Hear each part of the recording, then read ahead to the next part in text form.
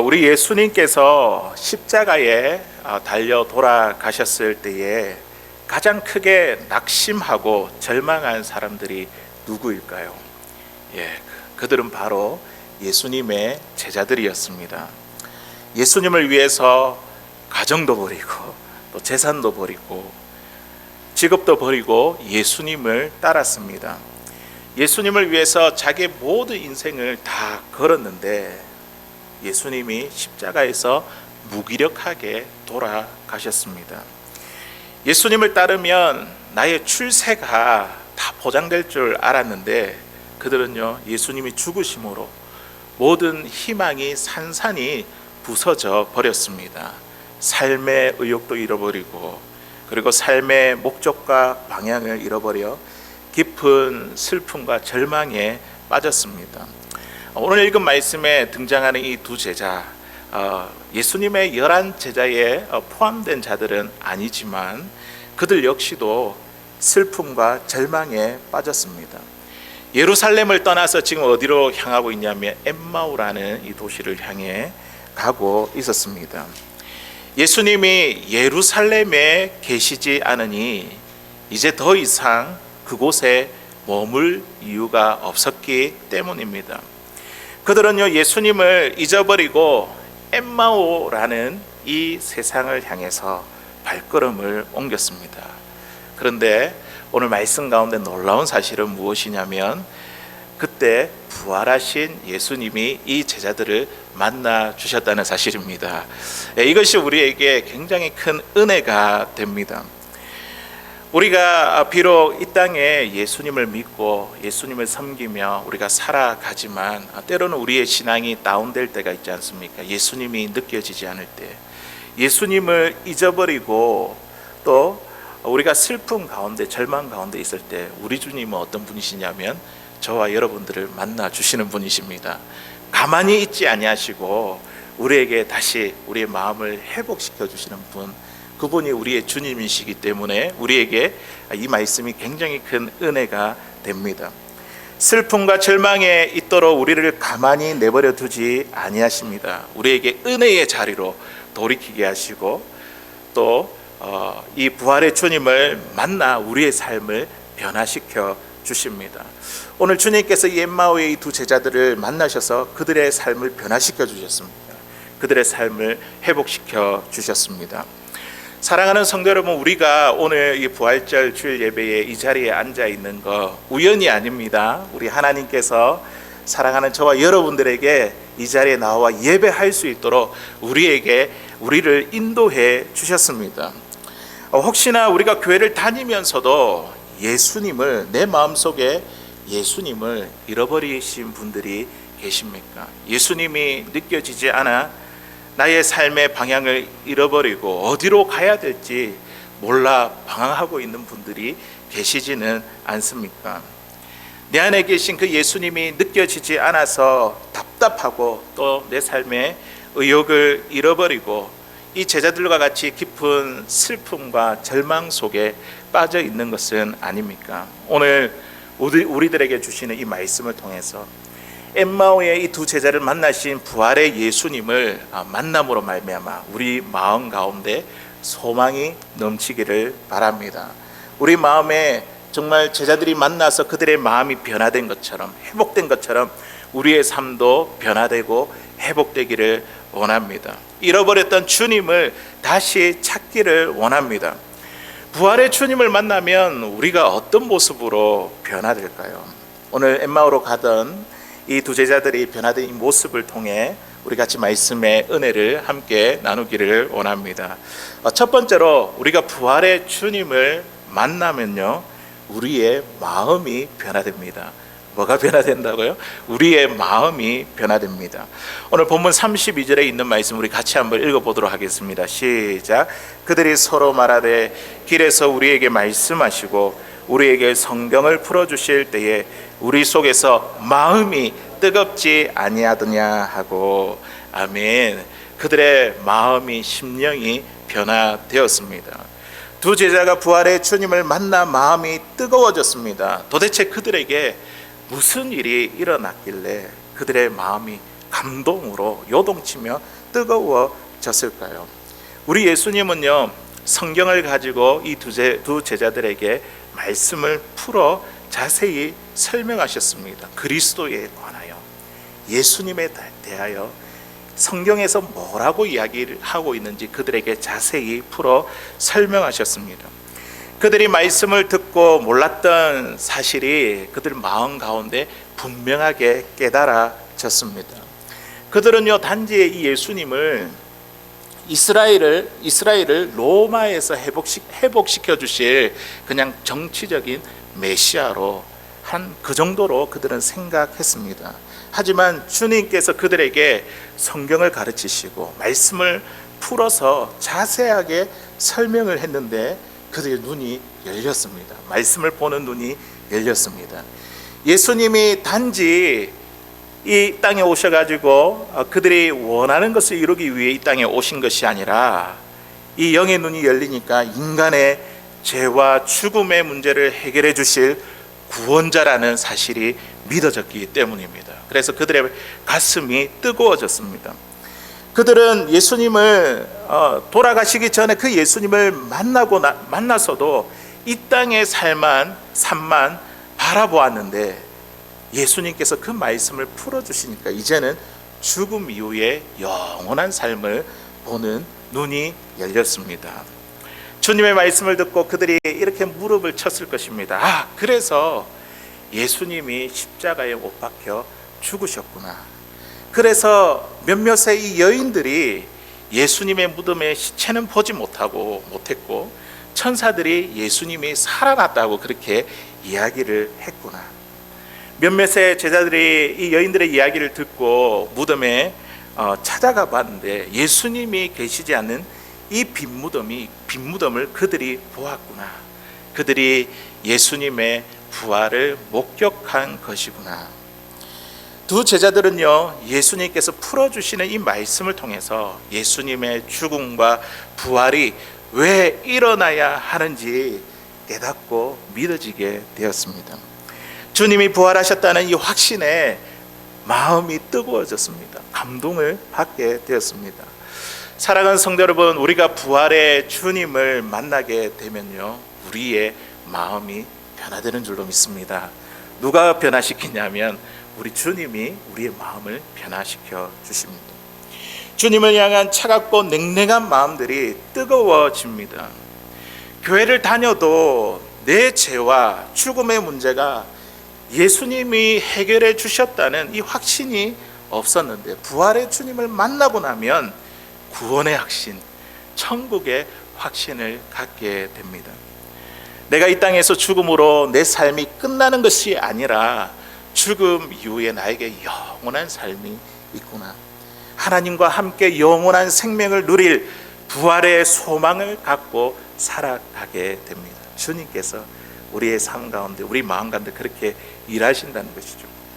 우리의 마음에 늘 걱정과 근심, 불안과 두려움에 휩싸여 있던 우리의 마음이 부활하신 그 예수님을 만남으로 말미암아 우리가 위로와 평안을 얻어 우리의 삶의 기쁨과 감사가 넘치게 됩니다. 이 어두운 세상 가운데 용기를 갖고 우리가 담대한 마음으로 살아갈 수 있습니다.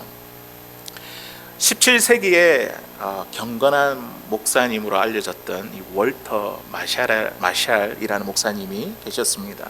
이분은요, 항상 죄책감에 휩싸여 살았습니다. 하나님이라는 존재가 두려웠고, 그리고 습관적으로 짓는 이 죄 때문에 의지가 약한 자신을 보고 실망하고 또 자기를 원망했습니다. 어느 날 청교도 신학자였던 이 토마스 굿윈이라는 이분을 찾아가서 자기가 고민하고 있는 문제, 죄에 대해서 고민하고 있는 이 문제를 솔직하게 털어놓았습니다. 양심을 무겁게 하는 죄, 이런 것이죠. 거짓말하고 속이고 또 미워하고 교만하고 또 탐심을 갖고 음란한 그 마음들, 양심을 무겁게 하는 그 죄가 습관적으로 반복적으로 짓는 죄에 대해서 그분에게 고백을 했습니다. 그러자 토마스 굿윈 이분이 뭐라고 이렇게 대답을 했냐면 이렇게 대답을 했습니다. 자네는 지금 자네가 짓고 있는 가장 나쁜 죄에 대해서 빼어놓고 이야기하고 있네. 그것은 바로 불신앙의 죄일세. 자네는 지금 자네의 죄를 용서하시고 자네의 거룩한 이 본성을 거룩하게 하시는 이 예수님을 진정으로 믿지 않고 있네. 이런 이야기를 했습니다. 이런 이야기를 들은 이 월터 마샬, 이분은 큰 충격을 받았습니다. 그는 지금까지 죄를 생각할 때에 육체적인 음란이나 거짓말이나 거듭나지 못한 어떤 마음이라고 그렇게 생각을 했는데, 자신이 상상해보지 못한 정말 끔찍한 죄, 무서운 죄를 지금 짓고 있음을 그가 알지 못했습니다. 예수님은 자신의 모든 죄를 다 용서하셨을 뿐만 아니라 자신의 본성 자체를 완전히 바꾸실 이 예수님을 그동안 믿지 못했다는 사실을 깨닫게 되었습니다. 사랑하는 성도 여러분, 우리가 부활의 주님을 만나면요, 우리의 마음이 변화가 됩니다. 사람이 우리를 보고 있어도 우리는요, 함부로 다른 사람을 미워하거나 욕하거나 나쁜 짓을 쉽게 할 수가 없습니다. 그렇죠? 하물며 부활하신 주님이 나와 함께 하시는데, 지금 나를 지켜보고 계신데 우리가 어떻게 함부로 말하고 행동할 수 있겠습니까? 부활의 주님을 우리가 정말로 만난다면 주님께서 우리의 마음을 변화시켜 주실 것입니다. 항상 주님을 의식하면서 살아가게 된다는 것이죠. 내 마음 가운데 내 삶 속에 예수님을 잃어버려 부활의 기쁨도 감동도 없이 차가운 마음으로 혹시나 이 자리에 앉아 있는 것은 아닙니까? 주님이 느껴지지 않아 슬프고 참 낙심된 마음으로 이 자리에 앉아 있지는 않습니까? 오늘 우리에게 들려주시는 이 말씀을 통해서 부활의 주님을 만나기를 소원합니다. 우리에게 말씀을 깨닫게 하셔서 식어진 우리의 마음이 막 이렇게 요동치며 우리의 마음이 뜨거워지기를 원합니다. 주님이 우리를 만나 주셔서 우리의 마음속에 있는 걱정, 근심, 모든 어둠들이 다 사라져버리고 기쁨과 감사와 평강이 넘치는 주님의 사랑하는 자녀들 다 될 수 있기를 주의 이름으로 간절히 소원합니다. 두 번째로, 우리가 부활의 주님을 만나면요, 우리의 언어가 변화됩니다. 우리가 말하는 것, 우리의 입술이 변화됩니다. 오늘 본문 35절에 있는 말씀 우리 같이 한번 읽어보도록 하겠습니다. 시작. 두 사람도 길에서 된 일과 예수께서 떡을 떼심으로 자기들에게 알려진 것을 말하더라. 아멘. 이 제자들의 언어가 바뀌었습니다. 말하는 게 바뀌었고 그들의 입술이 바뀌었습니다. 부활의 주님을 만나기 전에 이 제자들의 언어가 어땠습니까? 그들은요, 부활의 주님과 가고 있던 그 길에 만나서 대화를 나누면서도 예수님이 예수님이신가를 알아보지 못했습니다. 예수님의 죽음에 대해서만 생각을 했지 부활에 대해서 전혀 생각지도 못했기 때문입니다. 예수님의 죽음에 대한 그 십자가에 대한 부정적인 말만 늘어놓았습니다. 이분은 분명히 이스라엘을 속량할 자, 구원할 자 있는데 그런데 십자가에서 무기력하게 이분이 돌아가셨다. 그리고 벌써 돌아가신 지가 3일이 되었다. 그렇게 이 부활하신 예수님께 부정적인 예수님의 십자가와 죽음에 대해서 이야기를 했습니다. 예수님이 죽음으로 모든 것이 끝났고 걸었던 희망이 산산조각났다는 그런 이야기이죠. 그리고 어떤 여자들과 몇몇의 제자들이 예수님의 시신을 보지 못했다고 했는데, 예수님의 시신을 아마도 누군가 훔쳐갔다, 도둑질한 거 아닌가. 주님의 부활을 믿지 못했습니다. 주님, 부활하신 주님을 만나서도 부활한 주님을 믿지 못했습니다. 그들의 입술 가운데는 실패의 말, 절망의 말, 슬픔과 괴로움의 말로 가득 찼습니다. 하지만 그들이 눈이 열려서 부활의 주님을 만난 그 후에 그들의 언어가 어떻게 바뀌었을까요? 오늘 말씀 보십시오. 35절에 있는 말씀 보니까 두 사람도 길에서 된 일과 예수께서 떡을 떼심으로 자기들에게 알려진 것을 말하더라. 예수님의 죽음에 대해서 부정적인 그 언어를 사용하다가 주님을 만나고 나서 이제는 예루살렘으로 돌아가 제자들에게 무엇을 전했다고요? 부활한 예수님을 증거했습니다. 더 이상 실패와 낙심, 절망과 슬픔, 괴로움의 말을 찾아볼 수가 없습니다. 그들은 주님께서 그들에게 성경을 풀어주신 일로 뜨겁게 감동받은 일과 우리에게 떡을 떼신 부활의 주님을 전했습니다. 저는 이 말씀을 묵상하면서 그 장면이 참 그려졌습니다. 예수님께서 떡을 떼고 축사하셨을 때에 그때 주님을 알아봤거든요. 떡을 떼실 때에 그들이 주님의 손을 보지 않았을까요? 주님의 손을 보니까 그 손에 못자국이 있는 거예요. 그 말씀 가운데 한번 생각을 해보니까 그런 것 같아요. 그래서 주님을 알아보았습니다. 그때 예수님이 사라졌죠. 예수님이 보이지 않았습니다. 두 제자들은 부활한 이 예수님이 우리들에게 성경을 풀어주시고 떡을 함께 나누었다는 이 기쁨과 감격을 주체할 수 없어 부활한 주님을 전하는 자들이 되었습니다. 그들의 언어가 바뀌었습니다. 예루살렘으로 돌아가 정말 두려움 가운데 있는 그 제자들에게 부활한 예수님을 증거하는 부활의 증인이 되었습니다. 두려움 가운데 있는 제자들에게 위로와 기쁨을 전하는 입술이 되었습니다. 삶의 목적과 의욕을 잃어버린 제자들에게 생명을 전하는 입술이 되었습니다. 낙심한 자들에게 믿음의 용기를 주는 입술이 되었습니다. 부활의 주님을 만나면요, 우리의 언어가 바뀝니다. 우리의 입술이 바뀝니다. 주님께서 그렇게 말하도록 하게 하십니다. 새들이 지저귀는 소리를 듣고 우리 한국 사람들은 뭐라고 표현을 할까요? 새가 이렇게 막 지저귀는 소리를 들으면 새들이 운다 이렇게 이야기를 하죠. 운다 이렇게 표현을 합니다.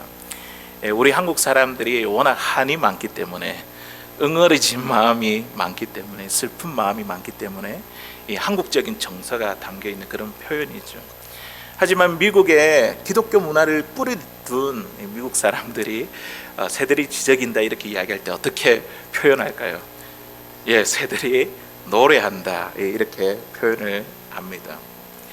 새들이 지저귀는 같은 모습을 보고도 문화적인 차이로 서로 다른 표현을 한다는 것이죠. 부활의 주님을 만난 사람들은요, 우리가 다른 표현을 합니다. 예수님을 안 믿는 사람과 서로 다른 표현을 하게 되어 있습니다. 고난의 상황에서도 우리의 해석을 달리 이야기를 합니다. 주님을 모르면 그 상황을 부정적인 상황, 불평과 원망의 상황으로 밖에 볼 수 없지만 주님을 만난 우리들은요, 같은 상황을 봐도 그것을 해석하는 능력이 다 다르게 나타납니다. 우리 주님이 계시니까 할 수 있어. 우리 주님께서 역사하시니까 나에게 더 큰 복을 주시기 원하는 것이야. 이 주님을 만난 사람들의 입술이 달라집니다. 원망과 불평의 입술이 아니라 소망과 축복의 입이 열립니다. 다른 사람에게 위로와 용기를 전하는 입술이 됩니다. 평강과 기쁨을 전하는 입술이 된다는 것이죠. 우리가 주님을 만난 이야기, 은혜 받은 이야기, 믿음의 말로 저들의 생명을 살리는 입술이 됩니다. 오늘 두 제자들이 슬픈 빛을 띠고 내뱉었던 이 한숨 소리가 부활의 주님을 만나 그들은요, 생명을 전하는 입술이 되었습니다. 사랑하는 성도 여러분, 우리에게 있는 이 죽음의 언어가 부활의 주님을 만남으로 말미암아 다른 사람을 살리는 생명의 언어로 바뀌어지는 사랑하는 저와 여러분들 다 될 수 있기를 주의 이름으로 간절히 소원합니다. 이제 마지막으로 세 번째, 부활의 주님을 만나면요, 삶의 방향이 바뀌어집니다. 삶의 방향이 변화됩니다. 오늘 본문 33절에 있는 말씀 우리 같이 한번 읽어보도록 하겠습니다. 시작. 곧 그때로 일어나 예루살렘에 돌아가 보니 11 제자 및 그들과 함께한 자들이 모여 있어. 아멘. 그들이 원래 어디로 갔습니까? 원래 예루살렘을 떠나 엠마오로 가고 있었는데 이제는 보니까요, 다시 예루살렘으로 돌아왔습니다. 삶의 방향이 바뀌어 버렸습니다. 주님을 만나서. 엠마오로 가던 두 제자들이 예루살렘으로 발걸음을 옮긴 것. 우리 주님은요, 실망한 그들, 절망 가운데 있는 그들을 그냥 그대로 내버려 두시지 아니했습니다. 주님을 만나 그들의 마음이 뜨겁게 변화되게 하셨잖아요. 그리고 나서 삶의 방향이 완전히 바뀌었습니다. 부활의 주님을 만났다는 이 사실을 알게 된 즉시 그들은요, 그 자리에서 그 자리를 박차고 바로 일어났습니다. 주저함이 없었습니다. 그런데 그때 그 시간은 언제입니까? 저녁이죠. 주님과 저녁 잡수시다가 주님을 보게 됐잖아요. 날이 어두워진 때입니다. 여관에서 하루를 묵기 위해 비용을 다 지불했을 것인데, 그리고 이제 예루살렘에서 엠마오로 향해 오랜 걸음을 걸어서 몸도 피곤했을 것입니다. 내일 밝은 후에 그냥 돌아가면 되잖아요, 맞죠? 그런데 주님을 만난 후에 즉시로 그들은요, 그 자리에서 일어났습니다. 돌아가는 길이 캄캄하고 또 도적이나 강도를 만나 위험에 처할 수도 있지만, 그럼에도 불구하고 그 즉시로 박차고 일어나 예루살렘으로 돌아갔습니다. 오늘 읽은 말씀에 보니까 곧 이렇게 이야기했죠. 곧 그때로 일어나 예루살렘으로 돌아가 보니 즉시로 주저함 없이 곧바로 예루살렘으로 향해 발걸음을 돌렸습니다. 왜냐하면 그들이 부활의 주님을 만나 잃었던 삶의 방향을 찾았기 때문입니다.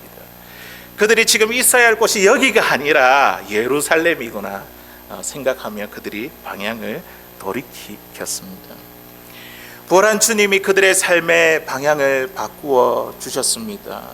그들은 예수님의 죽음으로 예루살렘에 머물 이유를 찾지 못했지만, 이제 부활의 주님을 만나 그들의 삶의 이유와 목적을 다시 찾았습니다.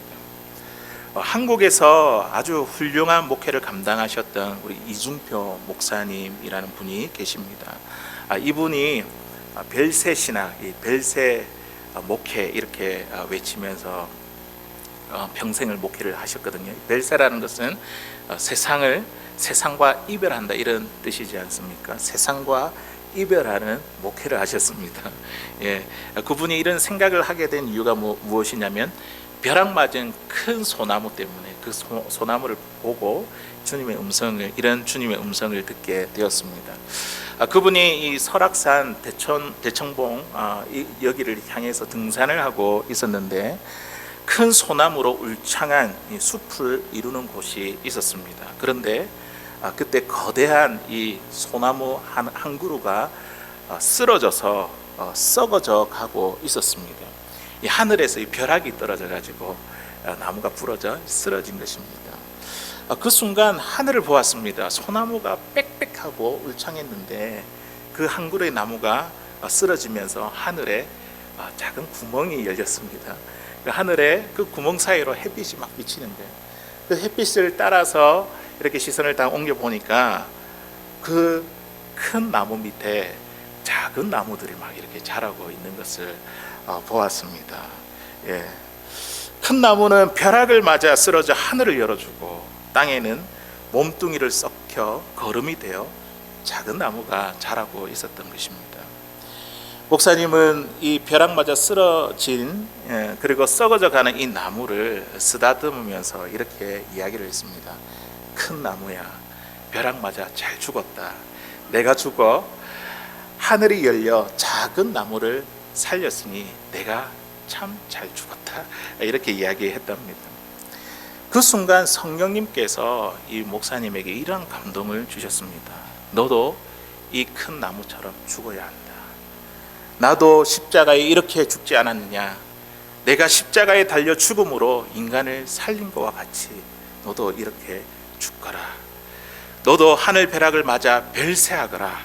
그래야 너로 인해 많은 생명이 살 것이다. 이런 음성을 듣게 되었습니다. 그때부터 이 목사님은요, 내가 죽고 예수님으로 다른 사람을 살리는 벨세 신학, 벨세 목회를 평생 감당하게 되었습니다. 사랑하는 성도 여러분, 부활의 주님을 만나면요, 우리의 삶의 방향이 변화됩니다. 나는 죽고 그동안 이때까지 나를 위해서 살아왔는데, 내가 살아있는데, 내가 부활의 주님을 만나고 나면 나는 죽고 나는 예수 그리스도로 살아가게 됩니다. 예수님을 위해서 우리가 살아가게 됩니다. 나에게 고정된 그 시선이 주님께로 그 시선을 옮기게 됩니다. 지금까지 내가 원했던 것을 이루기 위해서 살아왔는데, 그것이 나의 삶의 목적이 되었는데, 이제는요, 주님께서 원하시는 것, 주님께서 기뻐하시는 것을 이루기 위해 살게 됩니다. 세상으로 향했던 우리의 삶의 방향이, 우리의 눈이요, 하나님의 나라로 옮겨지게 됩니다. 하나님의 나라와 영광을 위해서 살아가게 됩니다. 하나님의 형상과 그분의 성품을 드러내기 위해 우리가 살아가게 됩니다. 우리가 완전히 변화되죠. 주님을 만남으로. 이 부활의 주님을 만남으로 우리의 삶의 방향이 예수 그리스도로 변화될 수 있는 사랑하는 저와 여러분들 다 될 수 있기를 주의 이름으로 간절히 소원합니다.